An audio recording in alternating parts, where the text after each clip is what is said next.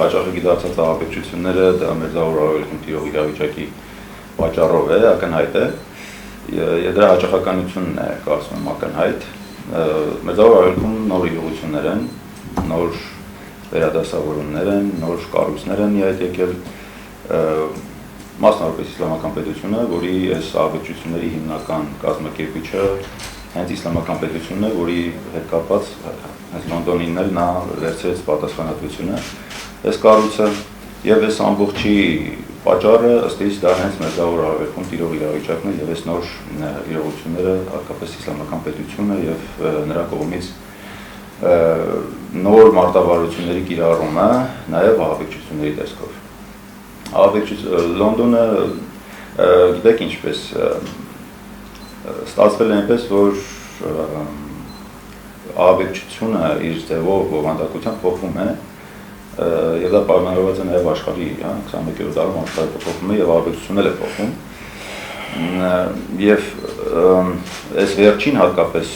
դեպքերը ցույց են տալիս, որ ուղղորդումները, հրահանգները չեն գալիս հենց իսլամական պետության կենտրոնական ղեկավար շրջանակներից, այլ ավելի շուտ այստեղ որոշումները կայացնում են ինդիվիդուալ մակարդակում,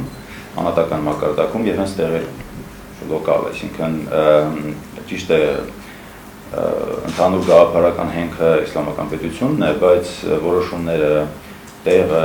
ժամանակը, հնարավորությունները տրված են հենց այստեղում գործող իսլամականների։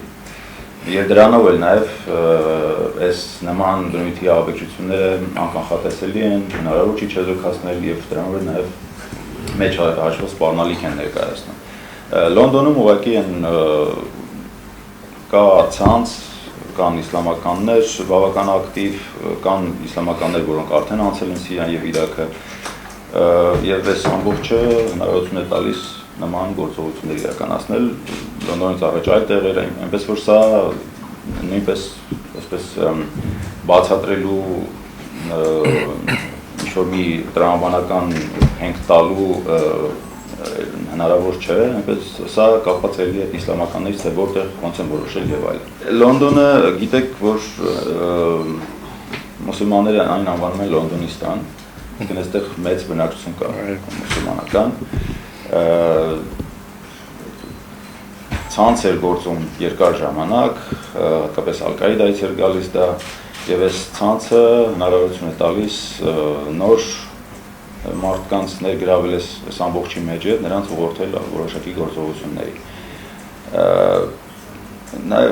Այս խնդիրը կայանում է նաեւ նրանում, որ մենք եթե նույնիսկ վերացնենք այդ հիմնական այդ ահաբեկչական կառույցը, որակվող իսլամական պետությունը կամ նույնիսկ Ալ-Կաիդան, այդ վտանգը դեռևս մնալու է։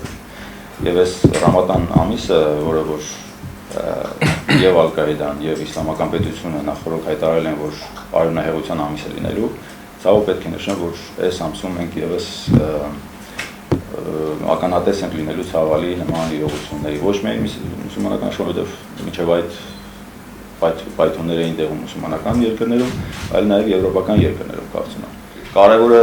տեսեք, իհարկե շատ կարևոր է ինչպես պայքարել նման երևույթի դեմ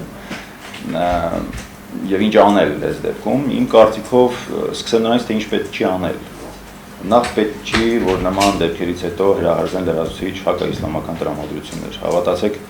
իսլամական ծայրահեղականները հենց դա են ցանկանում, որ նման տրամադրություններ գլուխ բարձրացնեն, որը հնարավորություն է տալիս ահա նրանց զինյալներին վերցնել այդ դժգոհ մուսուլմանական հասարակական շերտերից, հատկապես երիտասարդներից։ Բայց նաև իմ կարծիքով ամենակարևոր քայլերից մեկը նա է, որ մենք նկատում ենք աշխարհը, որը որ սա դիտարկում է որպես չարիք, պետք է աշխատենք մուսուլմանական հանրույթի հետ։ Դա պետք է լինի բավական լուրջ աշխատանք, քրտնաջան աշխատանք, աշխատել երիտասարդների հետ, խոսքը ոչ միայն մուսուլմանական աշխարհում, այլ նաև նրանից դուրս, եվրոպական երկրներում աշխատել երիտասարդների հետ, բացատրել, որ իսլամը վատ կրոն չի, եւ այդ աշխատանքը պետք է իրականացնել ոչ միայն պետական կառույցների կողմից, այլ նաև մուսուլմանական հանրույթի, մուսուլմանական կառույցների, մզկիթների, օգտագործմամբ, հոգևորականների օգտագործմամբ եւ այս ամբողջը բացատրելով հնարավորինս ձեռք պահել նման երիտասարդների նման գործողություններ։ Ըստ էության ահաբեկչական սպառնալիքի աճի ներկա դրսևորումները ես կպայմանավորեմ երկու գործոններով՝ իրադարձային եւ գործընթացային։ Իրադարձային, ինչպես գործընկերս իրավացիորեն նշեց, մուսուլմանների համար Սուրբ ամսվա Ռամադանի ուրեմն իրողությունն է, որի ընթացքում ինչպես բոլոր ահաբեկչական կառույցները հայտարարեցին իրենց գործողությունների ակտիվացման մասին եւ առհասարակ այս ամսվա ընթացքում մուսուլմանները դառնում են շատ ավելի ագրեսիվ։ Մյուս գործընթացային գործոնը դա Մերձավոր Արևելքում ընթացող հակաահաբեկչական պայքարն է, մասնավորապես իսլամական պետության դեմ առավել վճռորոշ, վճռական դարձած գործողությունները, չնայած որ դրանք դեռ բավական հեռու են վերջնական արդյունքի, այսինքն կառույցին այն տեսքով, որպեսզի այսօր կա դրա վերացման, այնուամենայնիվ այսօր մենք տեսնում ենք բավական ակտիվ գործողություններ իսլամական պետության դեմ, ինչն էլ մղում է կառույցի գաղափարակիցներին ուրեմն պատասխանել արևմուտքի կամ այսպես կոչված խաչակիրների գործողություններին իրենց իսկ բնորանում։